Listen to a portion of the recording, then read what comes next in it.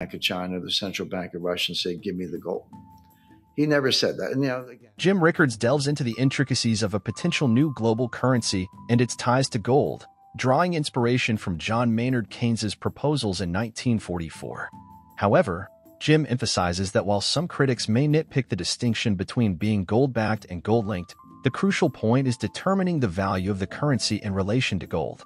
Using the hypothetical term brick for the currency, the argument underscores the uniqueness of this system, where one unit equals a specific weight of gold. The key insight lies in the currency's fixed value in terms of gold, employing the transitive law. This approach essentially places the burden on the US dollar to reflect the fluctuations in the global gold market. The genius, as pointed out, is that the issuing nations, Brics, can navigate this new monetary landscape without direct involvement in gold transactions. The prospect of a currency's value being pegged to gold adds an intriguing layer to global economic dynamics, with potential long-term consequences for the US dollar. Again, I don't want to mention names, but, the usual suspects get all spun up over this and they're on all these programs. He never said that. What he said was that it was not gold-backed, but gold-linked. And what he meant by that, and he was specific, he said, because you have to ask yourself, what's the value of a brick? One brick. I call it a brick. I don't know what they're going to call it. Maybe the Bancorp in honor of John Maynard Keynes. By the way, everything I'm talking about is what Keynes proposed at Bretton Woods in 1944. It was all shot down by the United States, by Harry Dexter White, who was a Stalinist agent. But this is basically the return of is the ghost of John Maynard Keynes, because what the Russians are doing is exactly what Keynes wanted to do. He wanted a world currency, not a US dollar. But what Lavrov said is that, okay, we're going to define the value of one, I'll call it a brick. One brick is going to equal a weight of gold. And he didn't say what the weight is. I say one brick equals 1 ounce. That's just for illustration purposes. It doesn't matter. You can call it a Bancorp, you can say it's a kilo. It doesn't matter. All of a sudden, you have a currency that is the value of which is determined not by reference to another currency, but by reference to gold. Now, you say, well, okay, but what does that mean out in the real world? Well, there's a dollar market in gold. The global market in gold is dollar denominated. You can buy in other currencies, in a store or something like that, but it's pretty much a dollar market. So now we're back to Aristotle, who created syllogisms and logic, father of logic, and the transitive law. So if one brick equals 1 ounce, again, just for illustration, and 1 ounce equals a certain number of dollars, today it's, 1950, up and down, whatever, then with the transitive law, you can say, well, one brick equals $1,900. But here's the key. It's not a fixed exchange rate. As the dollar price of gold fluctuates, the value of a brick as a weight of gold will not fluctuate. It's fixed as a weight of gold. But using the transitive law, the dollar value will fluctuate. But it means the U.S. has to do all the dirty work. In other words, this is the genius of the Russians. They can just free ride on the dollar gold market. They don't have to intervene. They don't have to buy gold. They don't have to sell gold. They don't even have to have gold. You just say, this is what it's worth, and then let the dollar do all the dirty work. With one footnote, which is if you're the issuer of Brics or the holder of Brics, and it's worth a weight of gold, what do you want to happen to the price of gold? Well, you want it to go to the moon because you're destroying the dollar through the transitive law and through the dollar-denominated gold market. That's for the long run. Everything I just described is playing out, and there's data to back it up, not just an inverted treasury yield curve, which is interesting. Well, Tuesday 10 is the main sector where it's inverted, but even more profoundly in the Eurodollar futures curve. I call the treasury yield curve a short-term bet on a long-term rate. The Eurodollar futures curve is a long-term bet on a short-term rate, because the Eurodollar future it's like we're betting on what an overnight rate is going to be 2 years from now. So, okay, long-term bet on a short-term rate, and it's inverted, and it shouldn't be inverted. That should never, it does happen, but it should not happen. Yield curve should be upward sloping just because time value of money and uncertainty, et cetera. If I lend to you for a longer period of time or make a further forward bet, I should get a higher rate. Well, how come people betting on overnight rates a year or 2 years from now think that rates are going to be lower? and that shouldn't happen. The only explanation for that is we're going to go into recession. It's going to get a lot worse. But going back to a really important distinction between a recession, even a bad one, and a financial crisis, because they're two different things. They can come together. But for example, in 1998, we had an acute financial crisis, and with long-term capital management, and I negotiated that bailout. I had front row seat on that one. But 1994, the tequila crisis, and there was the bond market massacre. There have been these financial crises, but there was no recession in 1998. In fact, the NASDAQ went to the moon. We were looking, long-term capital, we were licking our wounds after the meltdown, and turning on CNBC and like watching pets.com, the sock puppet, and all these things. They're going to the moon. We're like, hey, we just got wiped out. But the opposite is true. You can have a recession without a financial panic. 1990, we had kind of a mild recession. There was no financial panic then. 2020 was interesting. I don't know what to call it. I mean, technically a recession, but the economy drops 31% annualized. And they say 2 quarters, first and second quarter of 2020, but it was really 2 months. I mean, if you break it down, it was March and April. They happened to fall in 2 quarters and took both quarters negative, but it was really 2 months, down 31% and annualized in 2 months, and then up 35% by the third quarter. I mean, that was crazy. So maybe that's technically a recession. But that's just what happens when you shut down the economy. But there was not a financial panic. Stock market fell, but the banks didn't fail. Nobody's lined up to take the money out of Citibank, et cetera. So you can have recessions without panics. You can have panics without recessions. October 19th, 1987, Dow falls 22% in one day. No recession. But sometimes they do go together. In 2008, they did. We had both. We had an honest to goodness financial panic.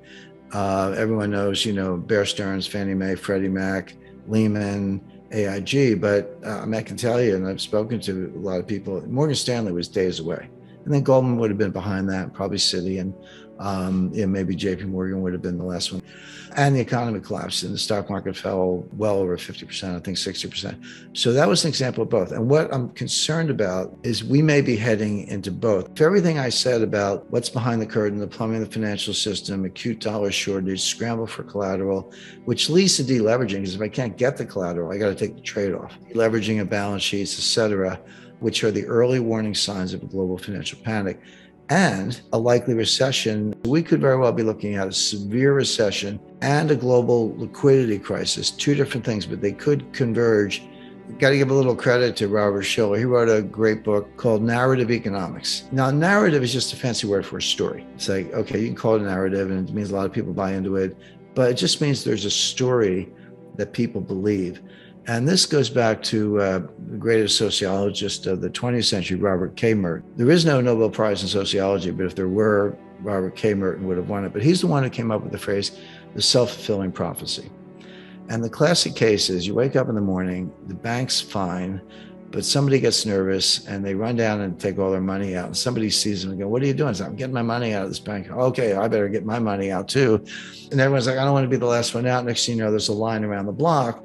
And by the end of the day, the bank shuts its doors and they're bankrupt. But they weren't bankrupt at 9 o'clock in the morning. It's because a story spread.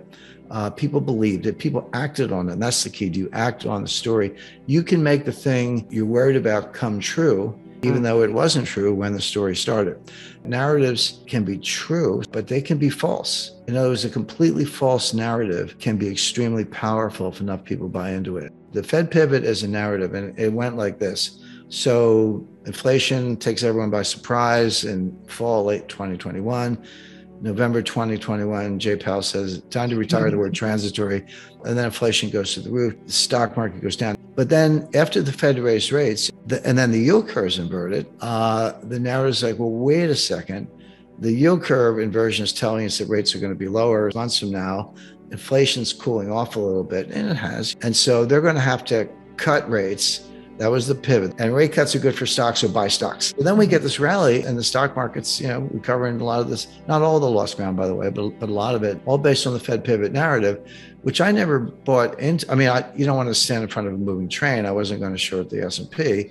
I did not buy into the narrative. I said for 2 reasons. Number one, inflation came down from 9. Well, that's nice, but you say you want to get it to 2. You're a long way from 2. And how much demand destruction, how many rate hikes how much do you have to do to really destroy the economy to get inflation down to 2? The answer is a lot.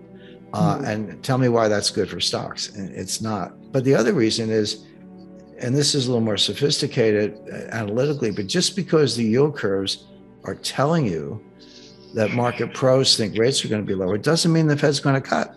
That is the message, but it doesn't mean the Fed's going to get the message. How many times does the Fed get things right? The answer is never. The buy the dips crowd have not gone away. They're still around. I'll say talking heads, I guess I'm one, but the cheerleaders, I'll put it that way. The Wall Street cheerleaders have never gone away. The Wall Street always wants to sell you something. The people who think the Fed knows what they're doing, there's some of those. But the fundamentals have not changed. Forecasting the consequences of Fed policy is really difficult, but forecasting Fed policy is the easiest thing in the world because they tell you what they're going to do. But the hard part is what's going to happen as a result of that. And the Fed's thinking maybe hard landing, but not too bumpy. And I'm thinking more like a plane crash. Not to get too geeky, but sometimes I can't help myself. There's a concept, it's not that difficult. It's called DV01, which is the dollar value of 1 basis point. And what it means is if interest rates go up, 25 basis points, what's the change in the price of securities? In other words, what's the rates up, prices down, rates down, prices up. That's just bond math, but it's not uniform or linear at all levels of rates. So when you at higher rates, the DV01 is lower, and at lower rates, the DV01 is higher, which means the impact of every basis point increase in interest rates is greater at lower levels, right? So in other words, raising rates from, I'll just say 2 to 4 for a range is much more damaging to prices than going from 8 to 10. Much higher interest rates, a whole different world. But the impact of that on bond prices is less than going from 2 to 4, where it's like you're just putting these bonds in the cellar. And that plays out in derivatives world. So that's another factor, along with scarcity of collateral, shortage of dollars, quadrillion dollars in notional, deleveraging balance sheets, and a higher DV01, meaning these interest rate hikes do more damage per basis point to bond prices than if they were at a higher level. That's definitely cause for concern. I think investors really should be prepared for the worst. I think I can keep this brief in the sense that a lot of what's going to affect the stock market is the geopolitical situation. But if you got a 401k and you're just buying the S&P 500 index from Vanguard or Fidelity, and it's been going up, and it has been going up, there's no question about that, and you're like, I'll just sit there and watch it go up, be careful. There's nothing I see that's going to make that better. And I remember the 1970s, the stock market peaked, Dow Jones peaked in 1969. It didn't get back to that peak until 1982. Now, okay, 1982 was the beginning of one of the greatest bull markets in history, grant that, but 69 to 82 is 13 years. It went sideways. Now, again, there's volatility and dips and peaks, and I'm not saying you can't make money, but I'm saying that there's a 13-year period when the stock market ended up where it started, number one, around 1,000 on the Dow. And when you adjust for inflation, because we had massive inflation like in the late 1970s, it was still down. So that's 13 years. The U.S. is heading into recession, and we may be in a recession. Everyone's like, wait a second, GDP was up 5%. And it was. That was the number it was the first government estimate for the third quarter of 2023. It was up 5%, but it was very heavy on consumption and very heavy on inventory. So when those two things, well, consumption, obviously, but people don't realize when wholesalers and distributors build up inventory, that counts as GDP. Well, it's fine to build up inventory if people are buying the stuff.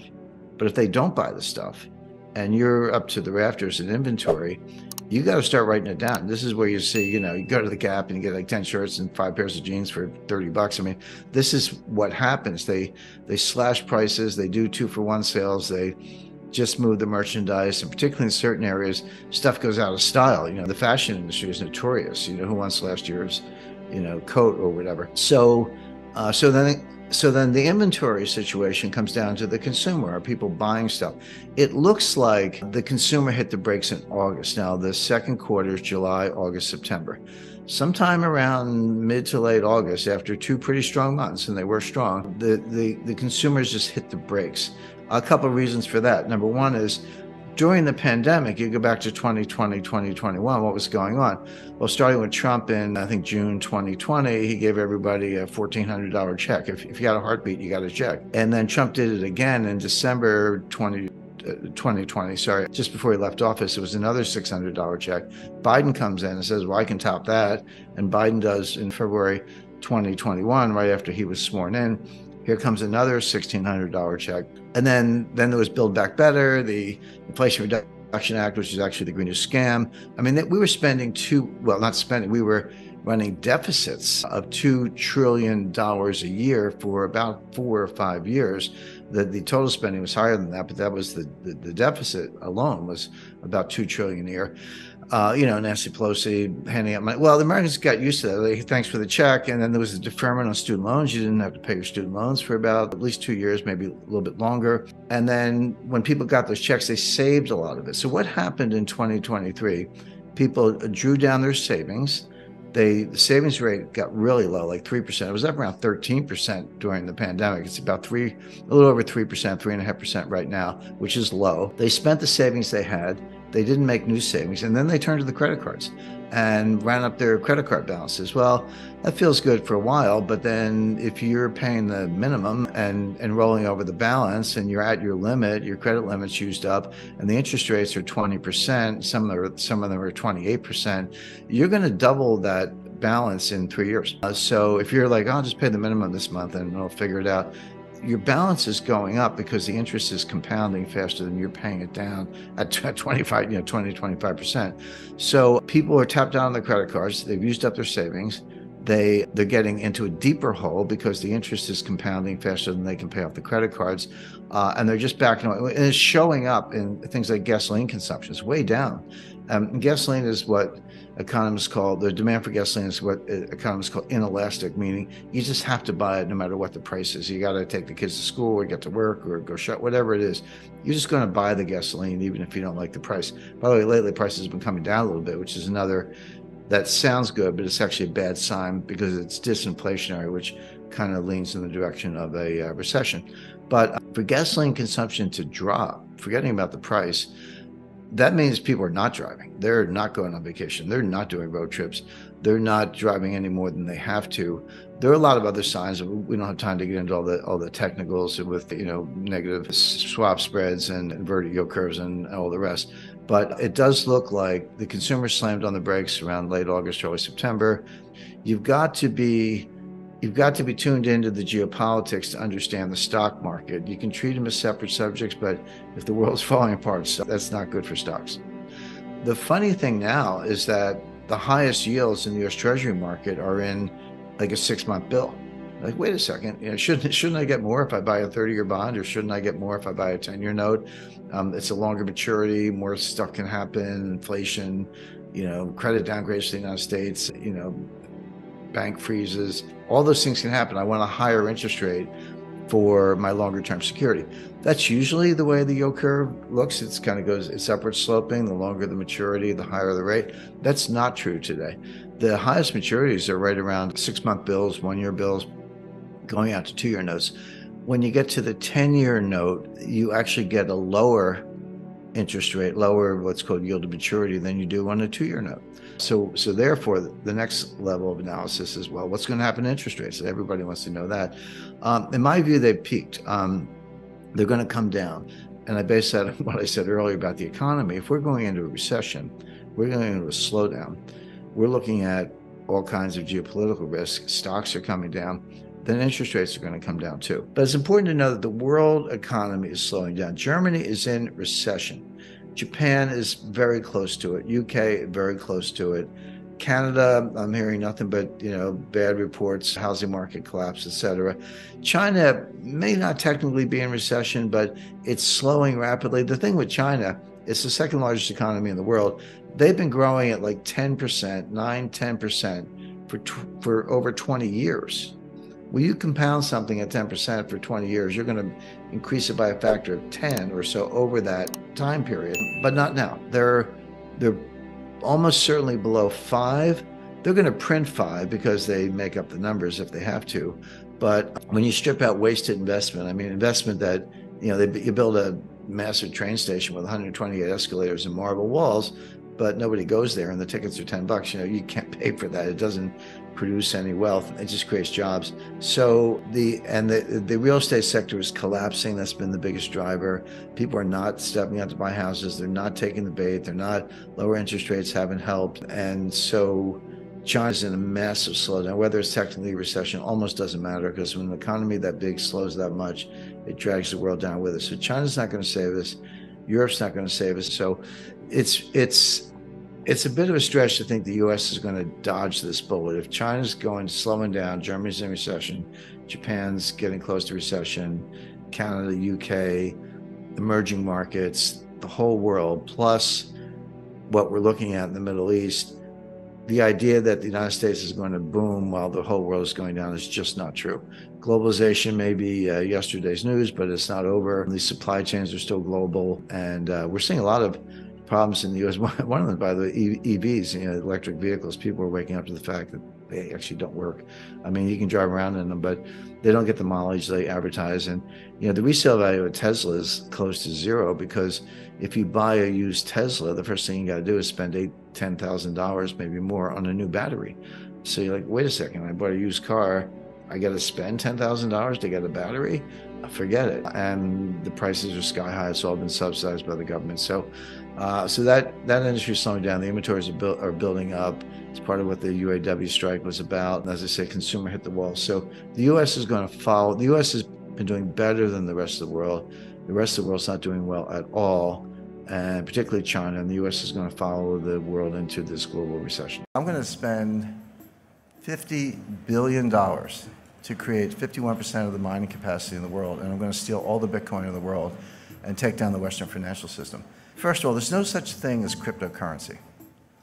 There are 1,000 cryptocurrencies. In other words, you cannot speak generically about cryptocurrencies. These people, Jim Rickards hates cryptocurrencies. That's not true. I really, really dislike Bitcoin, and I'll tell you why. But there are cryptocurrencies out there that I think are very interesting and worth your consideration. I'm for it. I'm against it. Cryptocurrency means nothing. You have to talk about the specific currency, and I'm showing Bitcoin, Litecoin, Monero, and Ether. By the way, isn't it fascinating how the graphical representation of cryptocurrencies is always a gold or silver coin? Bitcoin's gold and Litecoin's silver, Monero's both, and Ether is gold. I mean, what are they trying to say? I think that psychologically what they're saying is, well, this is nothing, but if we pretend it's a gold coin, then someone will buy it. But I just find this a little bit of an aside.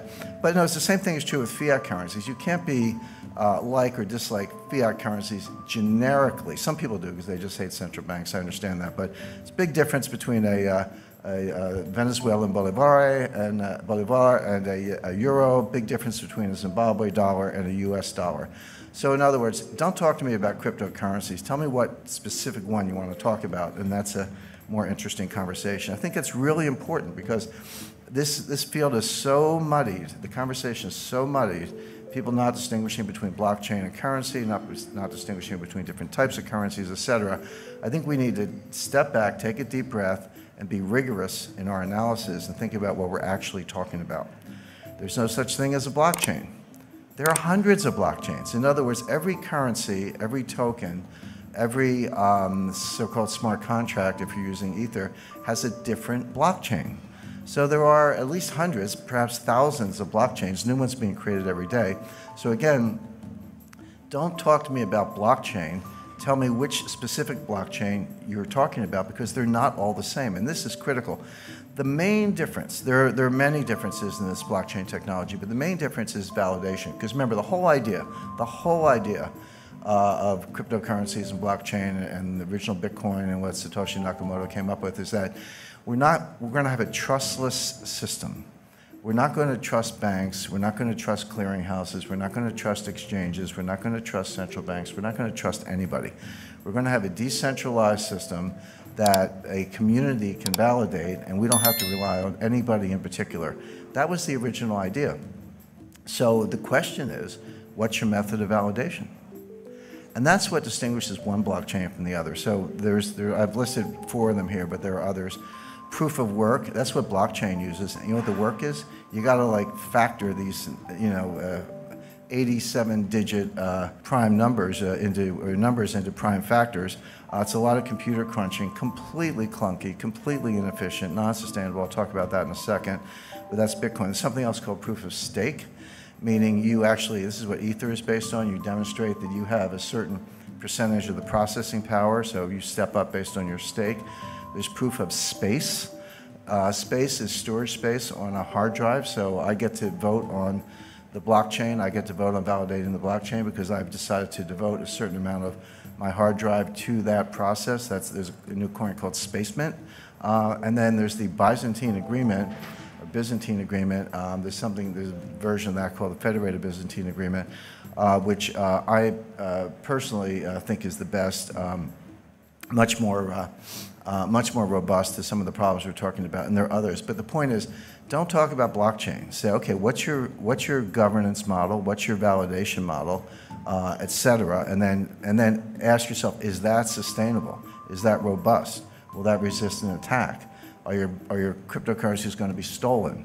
These are the questions you have to ask yourself, and there are no generic answers. So I cannot emphasize enough. Coin by coin. I hate to use the word coin, whatever, token by token, blockchain by blockchain. Be rigorous and ask yourself what's sustainable.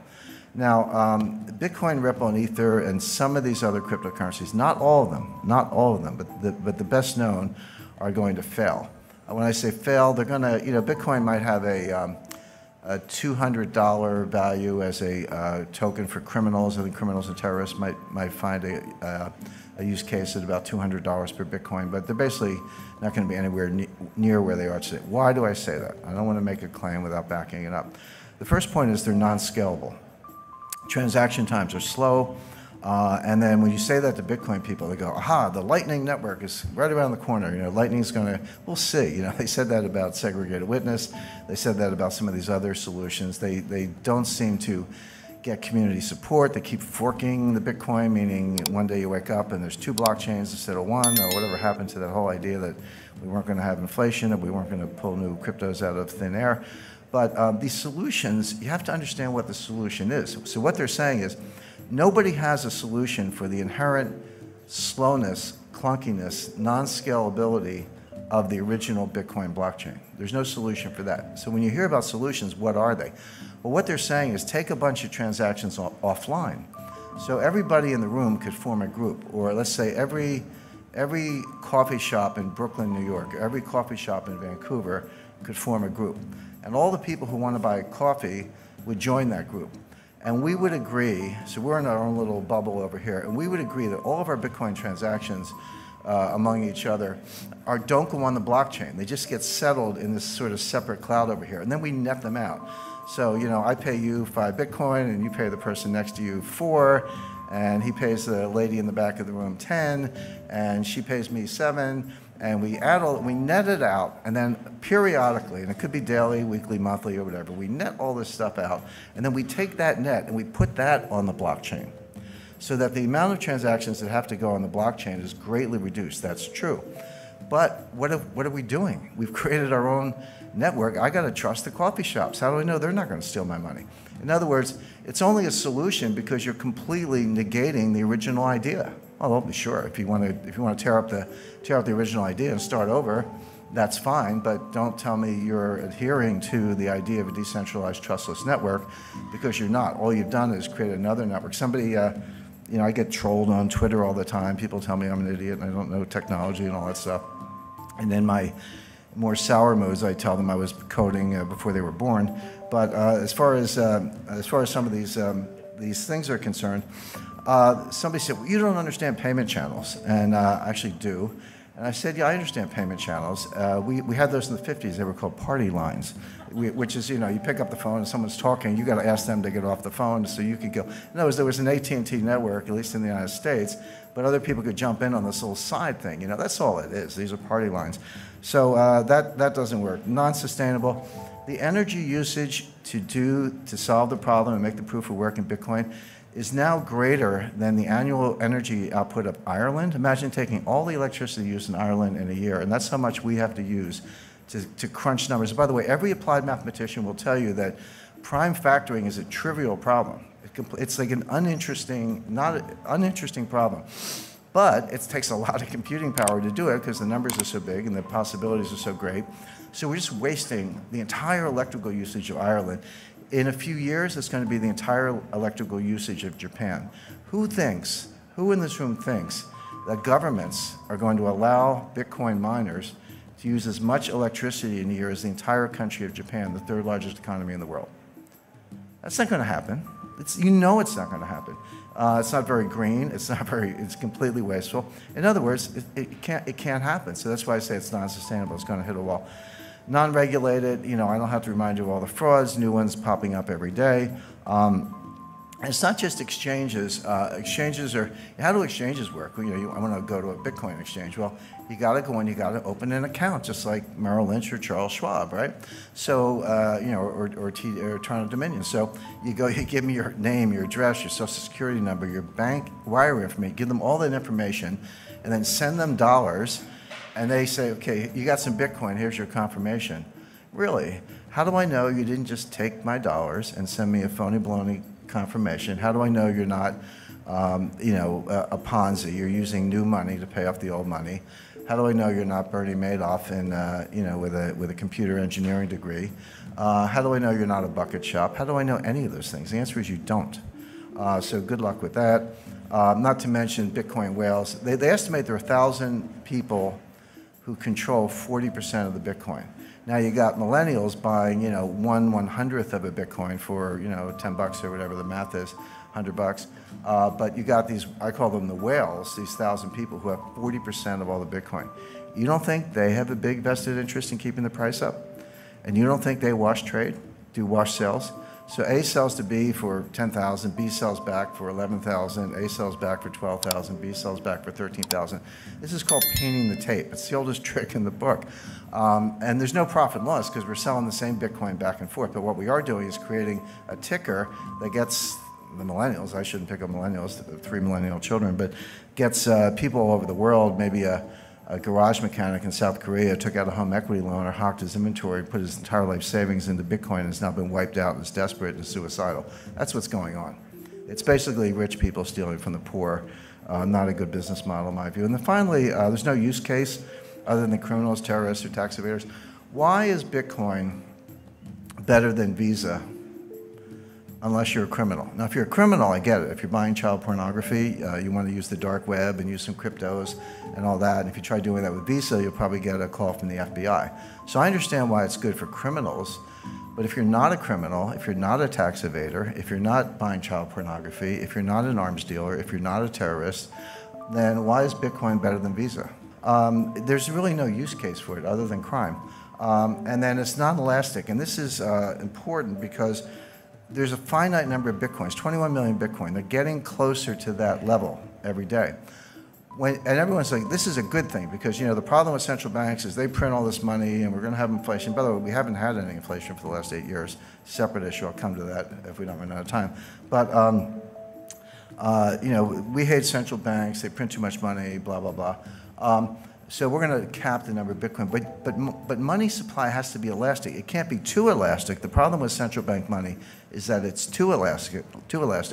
The reason, by the way, gold is such a good form of money is that it grows slowly. It grows at about the tempo of world growth. It grows at about the tempo of population growth. Not exactly, but close enough that it's the best form of money anyone's ever discovered. But the problem with Bitcoin, when you hit a hard stop, which they will, and the economy keeps growing, but you want to back it with Bitcoin, so here's your money supply and here's your economy, that's inherently deflationary, right? Because each Bitcoin's got to support more and more growth, meaning your Bitcoin is worth more in theory, but the problem is you never get there. Why? Because if you have a deflationary currency, there's no bond market. The money supply grows based on credit, based on loans, based on various forms of borrowing. The money supply is just a foundation, and the economy grows with credit, nobody wants to borrow in a form of money that's going to be more expensive when you pay it back. I'm not talking about interest. That's always part of the equation. But I'm saying the money itself is worth more when you have to pay back the loan. No one's going to borrow on that loan, therefore no bond market, therefore no viable form of money. So these are all the reasons why this is going to hit the wall. Bail us out. And one of the questions I'm asked most frequently is, okay, Jim, I kind of follow your analysis on how risk works and how complexity theory and capital markets, how that works, but where's the crisis coming from? What's going to be the catalyst? It's actually a long list. Now, student loans, there are $1.6 trillion worth of student loans. So this will go, and kind of this gets to your point, Francis, you know, how do capital markets and money markets and Fed policy kind of leach into debt and deficits? So when you know, a lender, credit union, or anybody, or university makes a loan to a student, and the Treasury guarantees that loan, which they do, it's off budget. Again, it's not strictly a derivative, but it is non-transparent. So then the student defaults, and the credit union, the lender, simply turns to the Treasury and says, here's your loan file, pay me, and the Treasury pays the lender because they've guaranteed the loan. Now it's on the Treasury, but until that point, that loss is not on the books of the United States government. That loss is not part of the deficit. But when the Treasury writes the check to make good on the guarantee, it does go into the deficit. So we think deficits are high now, but there's this, you know, $1 trillion tsunami of student loan losses that's going to pile on top of the structural deficits and make it even worse. So all these things are, you know, I spend all my time analyzing these things. I see them all. I can describe them. I can see how they're going to converge into a worse crisis. But in the short run, people either ignore them or they just don't know anything about them. But why would Bernie Sanders even suggest that? And by the way, he's not alone. I think the other candidates of, you know, Elizabeth Warren and Joe Biden and Kamala Harris, one way or another, have suggested that they would do something similar, that we need student loan relief, and that ends up going onto the budget and onto the taxpayers. But there's a school of economics, and I talk about this in Chapter 5 of my book. It's called Modern Monetary Theory, MMT for short.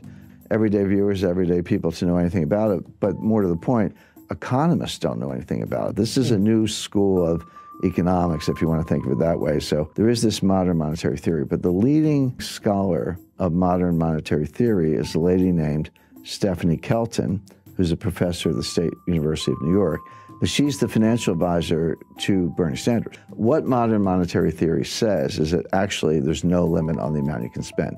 You can spend as much as you want, and the market will either buy the debt, or if they balk, the Fed will monetize the debt. So how much debt is there relative to the size of the economy? This is called the debt to GDP ratio, but the way it's a simple fraction you learn in the 5th grade. How much debt divided by the size of the economy? So in a simple example, if you had $5 trillion of debt and a $10 trillion economy, that fraction would be 1/2. So you would say the debt to GDP ratio is 1/2 or 50%.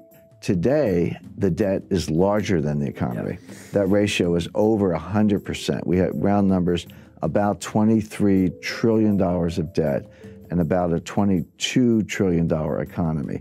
So the ratio is about 105%, highest since World War II. That troubles me, it troubles other economists. But my friend Stephanie says, what's the problem? You could take it to 150%, 200%. 250%. By the way, that's where Japan is. Japan's at 250%. Greece is 175% or so. Italy's 135%. They're all still standing. Go to the Ginza, you know, it looks like Times Square. So you don't see visible signs of stress. And here's the irony. Ben Bernanke would absolutely not agree with this theory, and he said so publicly. But Professor Kelton says to Bernanke, you proved our point. You were the one who took the Fed's balance sheet and quadrupled it from $800 billion to $4.5 trillion or so. You proved that you can print trillions of dollars of money without causing inflation, without causing high interest rates, without causing a run on the bank. So all we're saying is, you know, you did it to prop up Jamie Dimon's bonus. We wanted to do it to forgive student loans. We may have different policy objectives, but the process is the same. What's the problem? Now, of all the things I've debated, for years, I was dragged into Bitcoin versus gold debates, which I thought were silly. I mean, I don't like Bitcoin, I do like gold, but it's like fish versus bicycles. I mean, the debate never made sense to me, even though I did a lot of them. Of all the things I've had to rebut, this was actually the most difficult because it's superficially appealing. First of all, legally, it is true that the Fed can take their balance sheet as high as they want. There's no legal limit on the Fed's ability to print money. It is true that Japan has a much higher debt to GDP ratio, and they're still standing. It is true that the Treasury can borrow as much as they want, subject to periodic increases in the debt ceiling, which have never been denied. And the Fed can monetize the debt. So all the elements of the thesis are actually correct. So how do you refute it? And the answer is that legally it can be done. And if your goal is to print a lot of money and forgive student loans or give a guaranteed job or guaranteed basic income, whatever it is, in theory you could do that. But there is an invisible psychological boundary, and this is what the modern monetary theorists don't understand, and I don't think Ben Bernanke understands it. There comes a time when people wake up and they say, I don't know what's going on here. I don't have a PhD, but get me out of the dollar. It doesn't. And so, I'll buy gold. I'll buy silver, land, oil, natural resources. I'll buy a new car, buy a house. Get me out of the dollar into something tangible, because I no longer trust the monetary authorities. I no longer trust the Congress. I can't believe that you're going to spend this much money without ceiling, without limit, without causing inflation. My inflationary expectations will go up. And the way to deal with that is to buy hard assets, starting with gold, but not exclusively gold. There are, as I say, land, real estate, natural resources. They're all good. They're all good substitutes. At that point, interest rates will skyrocket. All of a sudden, the bond market will have difficulty selling it. The president of the Congress could take away some of the Fed's independence. All of these assumptions could come crashing down very quickly, very unexpectedly, and that's the problem with the theory. People hear the government say, the economy's fine, or, unemployment's near an all-time low, which actually statistically is true. And they kind of nod and go, yeah, it's all good. And then reality is the stuff that hits you in the head like a 2x4. The propaganda is positive. We can talk about that in a little more detail. The reality is harsh, and reality wins. And there's a very good book on this by Robert Shiller, Nobel Prize-winning economist at Yale University. I'm not a huge fan of your garden variety PhD economists, but there are some good ones out there, and he's one of them. He wrote a book about, 2 years ago, maybe a little bit less, called Narrative Economics. And he said, we got all the models and Phillips curve and wealth effect and various quantity theory of money, and some have a place, some are more valuable than others, but don't underestimate the power of a narrative. A narrative is a story. It's basically it's a fancy name for a story, but a story that persists, that grows. And interestingly, in epidemiology, of course, we've just come through a pandemic. There's a model called the SEIR model that stands for susceptible. Are you susceptible to a virus? E for exposed. Are you exposed to it? I, are you infected? Did you get it? And R, did you recover?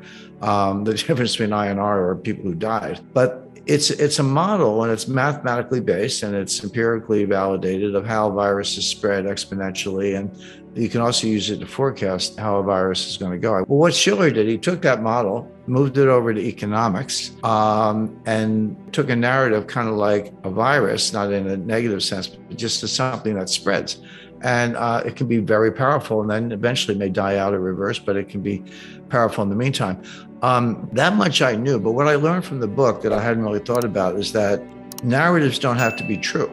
They can be true, and they can be very powerful, but a narrative can be false and still be powerful. If it's the self-fulfilling prophecy, if enough people believe it, it sort of becomes the reality to some extent, even if it's based on false premises. He gives an example during the Great Depression. The Great Depression really was two technical recessions, but there was a period from 1929 to 1933, election of Franklin Delano Roosevelt. And then there was another period from 1933 to 1937, the 37 and 1940 part we leave aside for this purpose. But during the first part of the Great Depression, unemployment was high, output was dropping, trade was dropping. It was a very, very bad time, no doubt about it. But not everybody was out of work. Not everybody was poor. There were a lot of people with a lot of money at the time.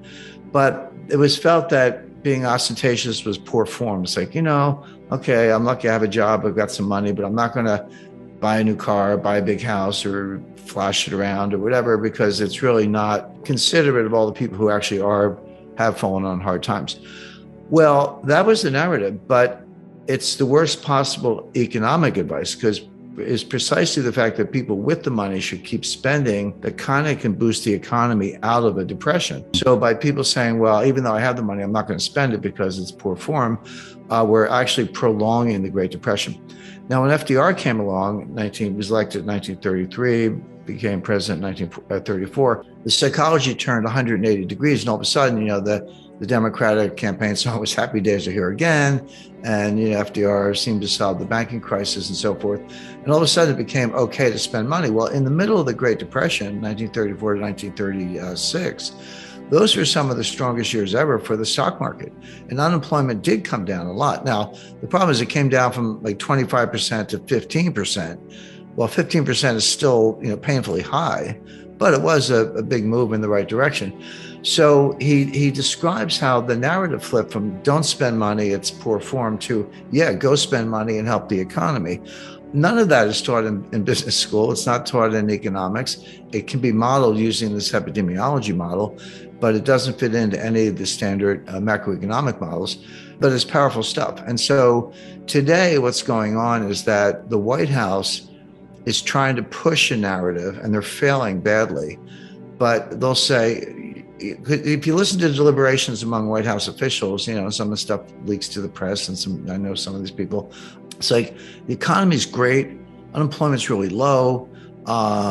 We've created all these jobs since the pandemic, but we're doing a really bad job of messaging. The point is, they're inside the White House, they're frustrated that the positive economic story is not getting out. The correct analysis is that there is no positive economic story. The economy is in terrible shape. The problem is not the messaging, it's the message. And this is why I say the propaganda from the White House that things are great is at odds with the reality, which is things are not great. Let me give you some specific data points, because as I say, I don't like to make statements like this without backing it up. Number one, the inflation was going up long before the war in Ukraine started. So if everything was great until February 27th, and then Russia invades, and then all of a sudden the inflation goes up. All right, let's talk about it. But that's not true. This inflation goes back to late 2021. It was persistent in the fall. We all remember the Fed and the Treasury saying transitory, transitory, transitory. And then finally, I think Jay Powell was testifying before Congress. He said, it's time to retire the word transitory. So that was his way of throwing in the towel. And Janet Yellen admitted she was mistaken also. So it predates the war, number one. Number two, energy prices are going up because there's a war with Russia. Well, I wonder why that is. Well, the reason is not because Putin invaded Ukraine, it's because the U.S. counterattacked with financial sanctions. Now, bear in mind, go back to January 21st, 2021, when Biden was sworn in as president, and then went back to the White House. What was the first thing he did? He closed the Keystone XL pipeline. This is a pipeline that would bring oil from Alberta, Canada, into the United States, where it would connect at a hub. I believe it's in Kansas, but somewhere in the central United States. And then the hub distributes it to the entire country. So he shut down that pipeline, which curtailed the supply of oil from Canada. Then ended new leasing, oil and gas exploration leasing on federal lands. Handicapped the fracking industry, took a number of other steps using environmental tools, climate alarm, government subsidies, et cetera, to basically, to the extent possible, shut down the U.S. energy industry as much as possible. Now, you can't shut down completely, of course, but everything happens at the margin. And then we end up with oil prices doubling or tripling, really, from $40 to $120 in under a year, which is comparable to what happened in 1973 with the Arab oil embargo. And then Biden wakes up and says, guess we need more oil. And he wants to reopen leasing. I said they shut it down. They did, but he wants to reopen it. He's begging Saudi Arabia to pump more. Saudi Arabia is kind of not returning his phone calls. He's begging Venezuela to pump more. Oh, great. The greatest pariah dictator in the Western Hemisphere. We're begging him for oil. So why don't we drill our own oil? Because we were a net exporter up until 2021, and then Biden came in and we lost that edge and became a net importer, including recently buying oil from Russia. They curtailed that for political reasons, but that's kind of where we got to. So you wonder why the price of energy is going up. In other words, this damage was self-inflicted, but don't be misled by the headlines because they're, again, this narrative, but they're not actually doing it. So the point being, the price increase and the inflation in the U.S. has very little to do with Putin and everything to do with the U.S. handicapping its own energy industry, begging dictators for oil, and the influence of the climate alarmists. And by the way, that whole crowd want higher gas prices. They want gas to be $7, $8, $9 a gallon because they expect that will accelerate the transfer to electric vehicles and make the electric vehicle more attractive relative to the internal combustion engine. Now, that's another fantasy. It won't happen. We don't have time to go through all the physics of it. Output of energy by weight, gasoline compared to batteries, and the pollution of batteries, and the fact that we don't have the charging stations. And even if we did, where's that electricity coming from? Oh, coal. It will never happen. But meanwhile, they're destroying the U.S. economy in pursuit of an ideological point that will never actually happen. Another example of propaganda versus reality. Narratives are powerful, but reality is more powerful. But the Fed has a hidden asset. In a surprising revelation, Jim Rickards talks about the Federal Reserve's balance sheet. He unveiled a hidden asset, gold certificates dating back to 1934. These certificates were issued to compensate the Fed when the U.S. Treasury confiscated its gold, a move that is believed to have legal complexities under the Fifth Amendment of the U.S. Constitution. The certificates, valued at the fixed rate of $42.22 per ounce on the Fed's balance sheet, were originally meant to represent the historical cost of the confiscated gold. However, the intriguing twist emerges when considering the potential revaluation of these gold certificates to reflect the current market price of gold, which hovers around $1,850 per ounce. If the certificates were marked to market, it could reveal a hidden asset on the Fed's books worth approximately $350 billion. This unexpected revelation adds an interesting dimension to the ongoing debates about the Fed's solvency and financial stability. The implications of such a revaluation extend beyond the immediate financial adjustments. It could revive discussions about the gold standard, a monetary system where a country's currency is directly tied to a specific quantity of gold.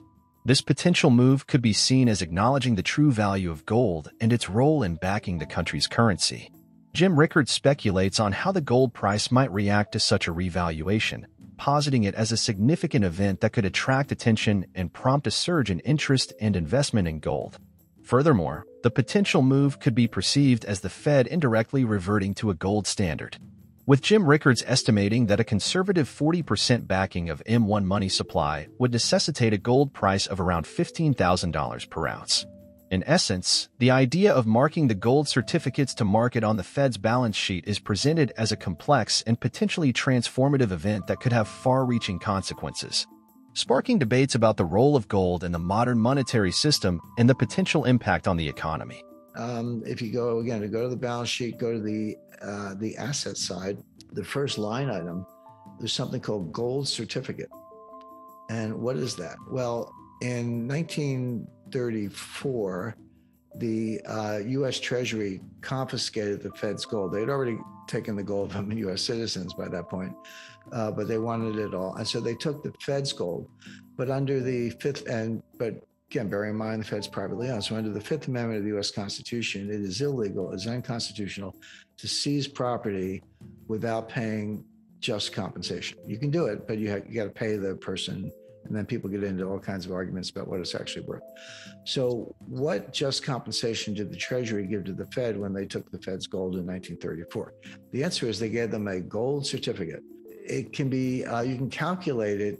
In other words, you can say, well, what is the amount of gold by weight, not by dollar value, but by weight, that is needed to back up that certificate given the historic cost? So the answer is about 8,000 tons. Guess how much gold the Treasury has?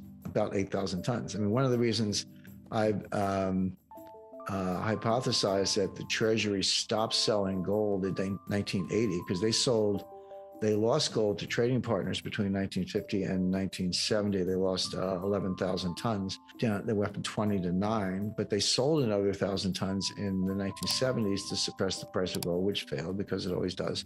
But by 1980, they had were down to 8,000 tons, and they stopped. Why did the U.S. stop selling gold? We've never sold any significant amount of gold since. The answer is, in my view, is that they can't go below that because that's the amount of gold the Treasury needs to back up this gold certificate on the Fed's books. So, okay, just kind of put that into one side. That asset is valued on the Fed's balance sheet at $42.22 an ounce. The price of gold, look today, it was about $1,850 an ounce.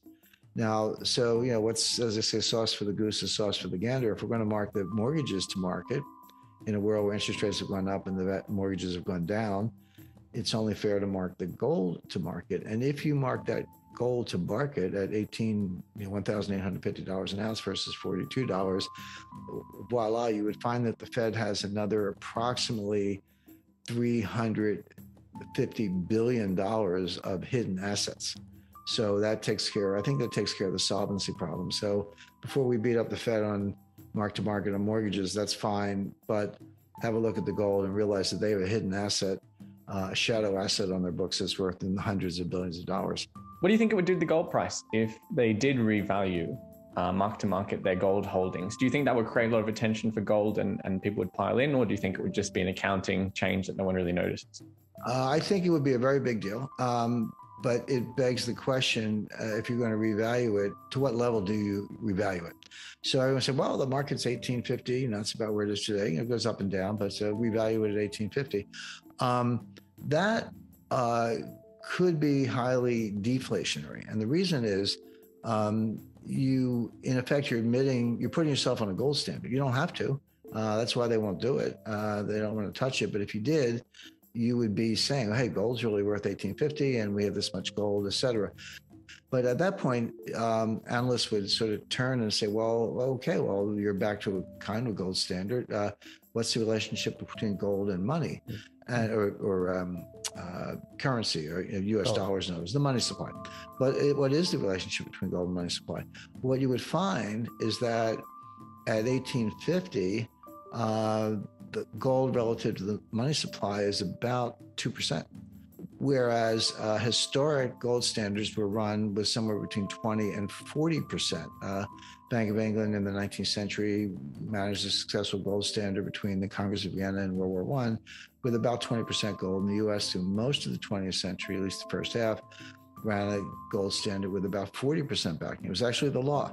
The law until the late 1960s, I think 1968, was that the Fed money supply, base money, could not be more than 2.5 times the value of gold. Originally at $20 an ounce, $20.67 an ounce, later $35 an ounce. But whatever that number was, times the amount of gold, that had to be 40% of the money supply, and the money supply could not be greater than that. And then they got rid of that in 1968 because of the war in Vietnam. But the point being, 20% has worked, 40% definitely works. The Austrians like to bang the table and insist on 100%, but but that's historically not been required. You just need enough gold to be able to give gold to people who want it when they want it. And if you're credible in that dimension, most people are content to hold the money. So as a hypothetical, you can say, well, okay, let's say we want a gold standard, and let's say that we want 40% backing of M1. M2 is a bigger number, or at least it can be. Let's just say, so 40% backing of M1, that's a conservative kind of gold standard, not extreme, but reasonable.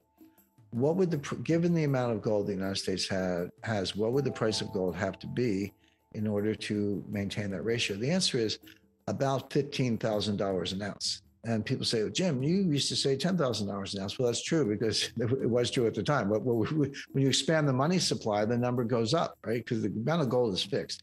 So it was 10,000 not that many years ago, and today it's 15,000. Well, if you say gold's worth 1,800, people are going to say, well, give me the gold. I'll take all the gold you got at that price. And then they're going to have to shut the gold window again, and that has its own problems. But in other words, it's not clear how it would work. I mean, there are a lot of ways it could work mechanically. It's not clear what the government would actually do. But my point is, if you try to mark gold to market on the Fed's balance sheet, you're opening Pandora's box. Because you would be getting a lot of people, bankers, analysts, Wall Streeters, investors, to sit up and take notice and say, well, hey, what is going on here? You're back in the gold business. Well, you got the price wrong, because you can't back up your money supply at that level. And the truth is you can't.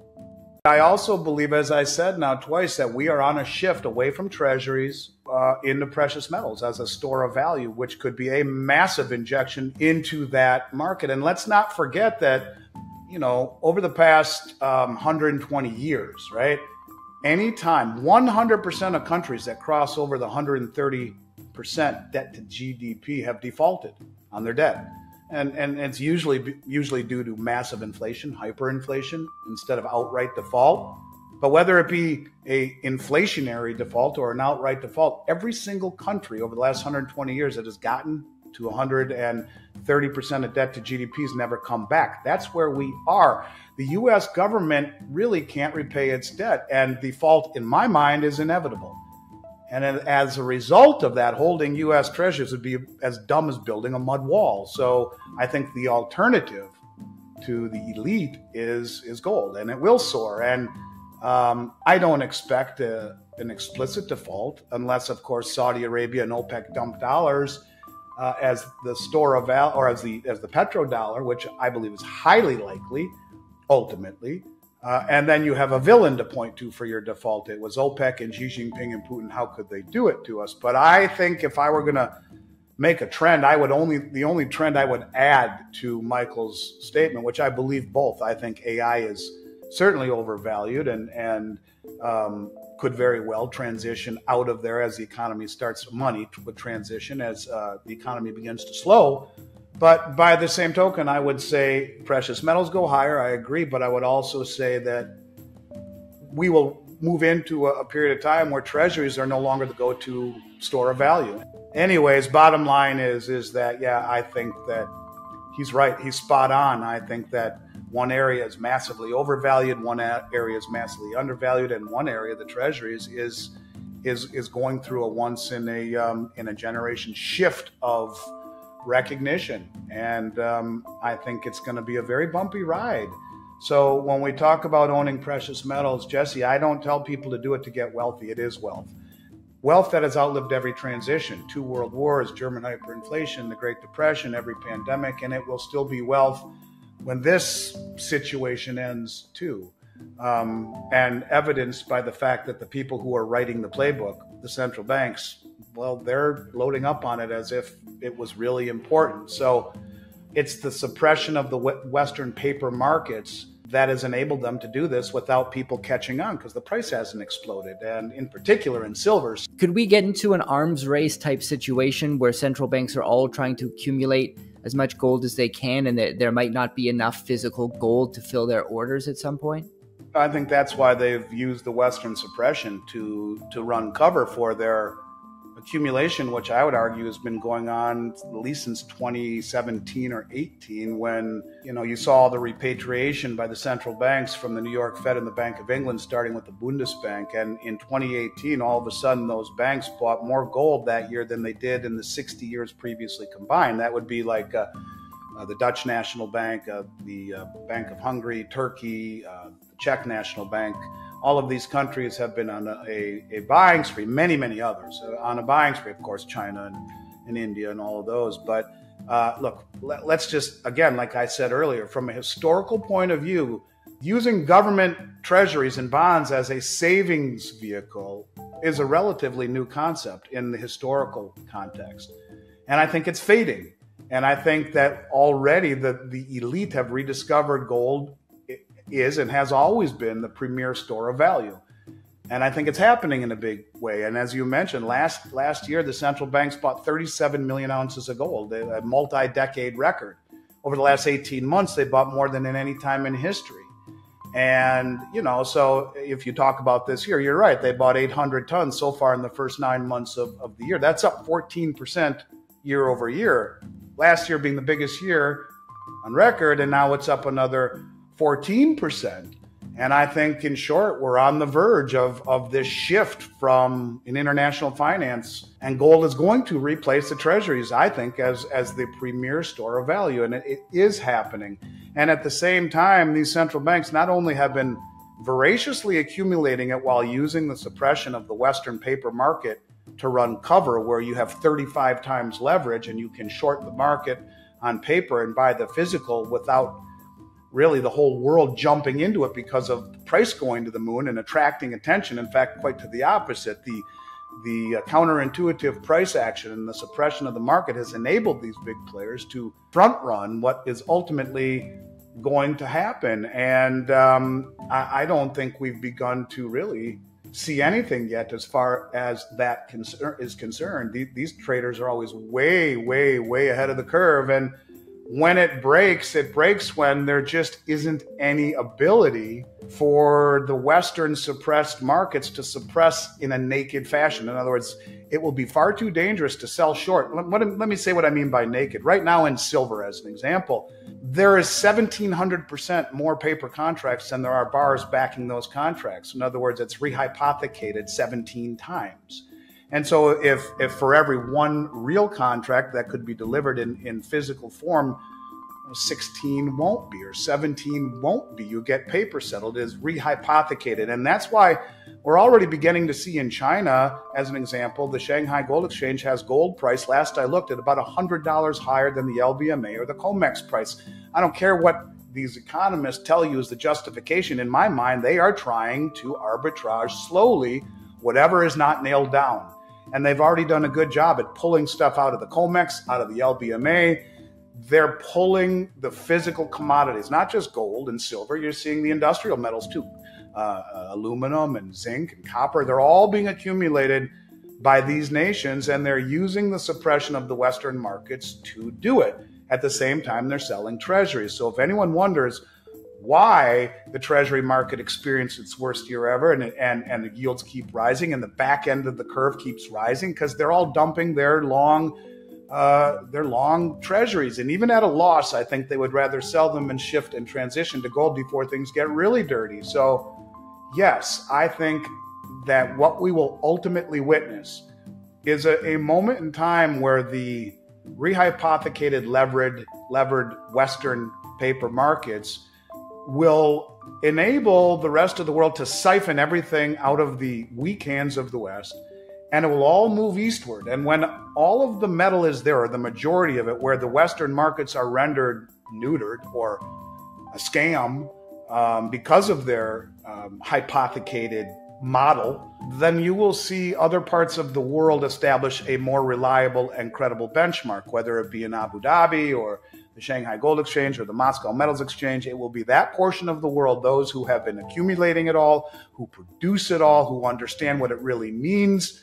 They're going to say, we don't want to buy from your Western system anymore, and we don't believe in your Western system anymore. And in fact, we are going to implement our own system. And, you can see how banks will arbitrage for a few cents a share, millions and millions and millions of dollars. Well, how about $100 an ounce? How about putting silver at $50 and watch what happens to all the silver over here that immediately arbitrages over there in a one-time shot to make these bankers very wealthy. And now we have stripped clean all of the physical silver and gold that will be available that would have been available for the people in this country who will wake up last minute and say, whoa, geez, I better get something. And it will define this market, the inability to source product on every level. And that's when the price goes parabolic.